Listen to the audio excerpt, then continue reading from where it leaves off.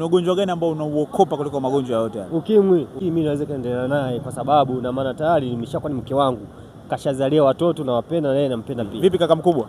Shwari, inakuaje? Fresh. Unaitwa nani? Aaron Charles John. Aaron? Yes. Una mke? Ninaye.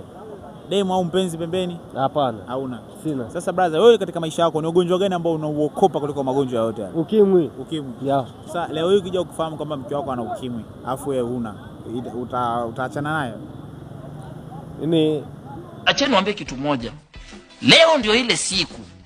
Today is the day. Kwa swali hilo mimi naweza kufuata wataalamu ambao wanaweza kuzuia huo ugonjwa usinipate mimi, lakini mimi naweza kuendelea naye kwa sababu na maana tayari nimeshakuwa ni mke wangu. Kashazalia watoto na wapenda na yeye nampenda pia.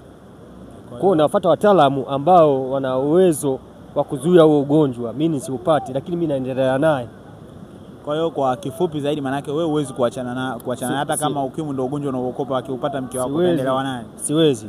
Okay. Kwa una nini cha kuambia sasa jamii ambao wako kwenye situation kama hizo? Natakiwa kama washikaji nilikuwa nao mida fulani, nilikuwa na washauri sana. Kwa sababu beach na mambo mengi sana.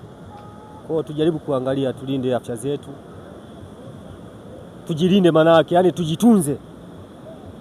Kwa mimi nikagundua mke wangu ana ugonjwa huo, mimi sina, nitajaribu kwenda kwa wataalamu ambao wanaweza kunisaidia nisipate na watoto wangu wawe salama.